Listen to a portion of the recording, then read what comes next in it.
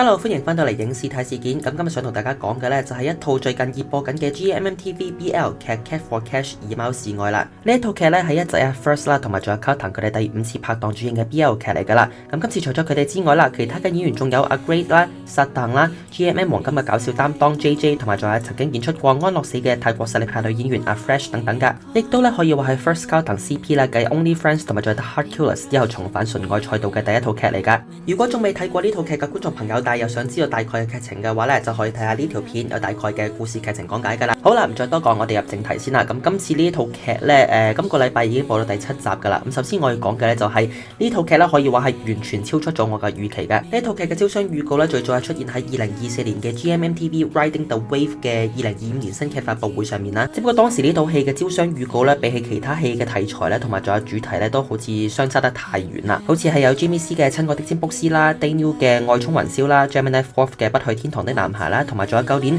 Han Poo-wing 主演嘅大熱嘅 Me and T 等等。同期嘅對手咧太過強大啦，就導致咗咧以貓示愛嘅光環同埋仲有焦點咧，都俾呢啲劇搶走晒咁滯噶。咁呼聲咧同埋熱度咧，亦都自然冇前面所講嘅呢啲劇咁高啦。因為始終咧當時嘅嗰條預告啦，睇落就好似只係一套帶有少量奇幻元素嘅喜劇，而預告入邊咧唯一嘅亮點就係充斥住各式各樣品種嘅貓。我可以肯定嘅咧就係可以絕對吸引到各位嘅貓奴噶。只不過咧，去到1月20號呢套劇正式出街之後咧，我就淨係想講咧，呢一套劇絕對就係一套俾預告片耽誤咗嘅一套好劇嚟噶。有好多嘅 CP 粉同埋觀眾咧都衰咗喺第一集手上啦，因為第一集咧可以話係成功搞喊咗唔少觀眾噶。成套戲嘅嗰個劇情嘅鋪排啦，同埋仲有嗰個流暢度咧，都可以話係近年 GMMBL 劇入邊少見咁好嘅。咁特別咧就係歸功於導演阿 Ao 導演啦。後尾我查咗一下咧，先發現咧原來佢就係曾經拍過兩小無猜啦，同埋仲有不曾遺忘的模式嘅 Ao 導演嘅徒弟嚟嘅。就連 Gemini Fourth 嘅第一套 CP 劇啦，我的學生會長男友咧，亦都係佢嘅作品嚟啦。只不過可惜嘅就係咧，佢後嚟後勁不繼啦，連續2套劇擦出愛火花啦，同埋仲有泰版嘅大叔的愛啦，都可以話係表現都不如預期嘅。所以今次以貓示愛嘅成功咧，都可以話係幫佢攞翻少少 face 翻嚟噶。至少咧都冇對唔住阿 Off 導演呢個徒弟嘅呢個稱號啦。而喺呢套劇入邊嘅運鏡啦、劇情氣氛嘅掌握啦，同埋仲有2個主角之間嘅感情線咧，都可以睇得出咧，同阿 Off 導演嗰種文藝得嚟又相當細膩嘅風格咧，非常之相似噶。而喺劇情方面咧，今次咧我都係讚一讚編劇嘅功力啦，真係咧好耐都未試過喺泰國嘅 BL 劇入邊見到咁有邏輯節奏咁順暢嘅劇情啦。單單淨係第一集咧，已經令人睇咗一集之後就想繼續追落去嘅慾望啦。而佢成個故事嘅劇本咧，都可以話講得上非常之紮實嘅，唔會話係因為要顧及主角之間嘅愛情線咧而模糊咗成個嗰個故事嘅主題線啦。呢一個咧，覺得作為一個 GMM 自己原創劇本咧，可以話係非常之難得，亦都係非常之少見嘅。最特別嘅就係咧，佢作為一套GMM 嘅 BL 劇入邊咧，佢係少數聚焦喺親情啦，同埋咗人生方面嘅劇本嚟嘅。最一開始嘅時候咧，以為又係嗰啲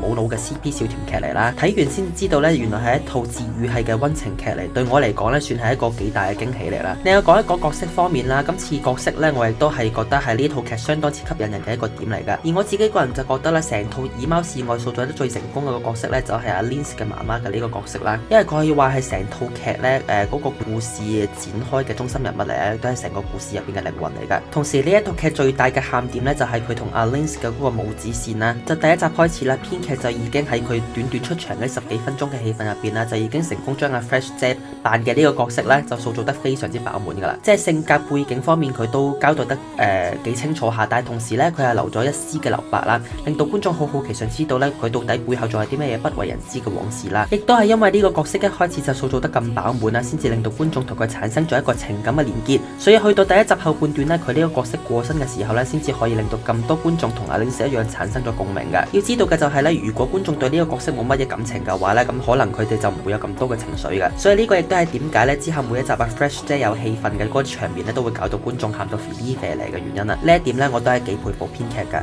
至於阿一仔同埋 Carlton 咧，就更加唔使多講啦。佢哋2位咧都出咗名喺 GMM 入邊少數嘅演技派嚟噶，拿捏角色同埋劇情嘅情緒咧都係相當之到位噶。一仔咧都係好成功將呢個貓奴收數路嘅反差咧塑造得非常之成功啦。即係佢平時收數咧就好有殺氣嘅，但係對住自己中意嘅動物同埋自己中意嘅人咧，又有住相當之體貼溫柔嘅一面啦。至於呢套劇咧，對於 Carlton 嚟講更加係佢嘅舒適區嚟噶，因為咧佢可以話出咗名，相當之叻做喊戲嘅男演員嚟啦。喺親情線方面咧，就更加可以體現出佢呢一點噶。阿 Carlton 咧可以話係將阿 Lins 嘅呢個角色嘅情緒演繹得非常之細膩啦，特別係第一集嗰場雨中嘅喊戲，可以話係成套劇咧封神嘅名場面嚟噶。佢哋2個嘅演技啦，同埋 CP 氛圍咧，可以話係令到成場戲嘅情緒都拉滿咗啦。再加上埋 Bonnie 所主唱嘅主題曲咧，可以話係直接將成個嗰個傷感嘅氣氛提升咗另外一個層次，令到唔少嘅觀眾咧都跟住一齊喊噶。至於其他角色咧，好似係薩鄧做嘅 Leo 啦，雖然薩鄧今次做嘅係配角啦，只不過演出咧都可以話係交足晒氣嘅。第5集嘅嗰場喊戲咧，可以話係完全都唔輸俾溝藤咁滯噶。亦都正因為咧佢好擅長演繹呢種傲嬌又倔強嘅角色啦，所以亦都成功出場喺短2集之內咧，就已經將呢個角色嘅魅力展現咗俾觀眾噶啦。另外咧，仲有 JJ 做嘅 Glabo 啦，JJ 都可以話咧已經係 GMM 嘅黃金配角嚟噶啦，差唔多套 BL 劇咧都可以見到佢。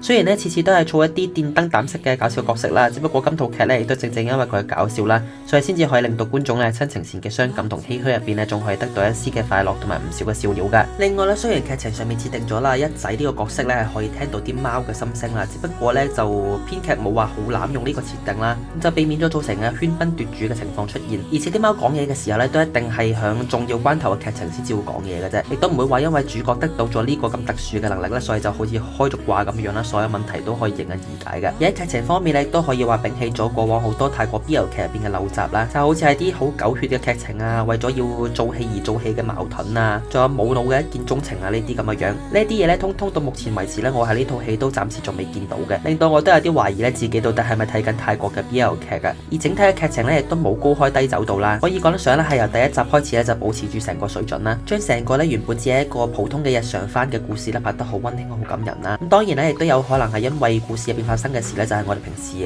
日常生活入邊會遇到噶啦，好似係一啲人生無常啊、生離死別啊咁樣嘅嘢，所以咧先至會令到好多人都特別有感觸啦。個中嘅體驗咧就真係要睇過晒成套劇咧先至可以體會得到噶。咁總體嚟到講啦，我個人係非常之推薦大家去睇一睇呢套劇嘅，無論你係咪一位愛貓嘅人士都好啦，定係純粹中意追 CP 啊，或者係睇劇情啊，呢套戲咧都可以一次過滿足晒你所有嘅願望噶。而佢亦都暫時係我2026年上半年咧睇過目前為止覺得最好睇嘅 BL 劇嚟嘅。雖然咧佢冇話係有啲咩大製作啊、大場面啊咁樣樣，只不過勝在咧佢劇本同埋選角方面咧都好有誠意啦，可以話係賺足咗唔少觀眾嘅眼淚噶。不過據講咧後邊嘅劇情咧嗰啲喊點咧仲陸續有嚟噶，所以繼續追睇嘅朋友咧就記住隨時準備好你哋嘅紙巾啦。好啦，係咁今日講到呢度先，拜拜。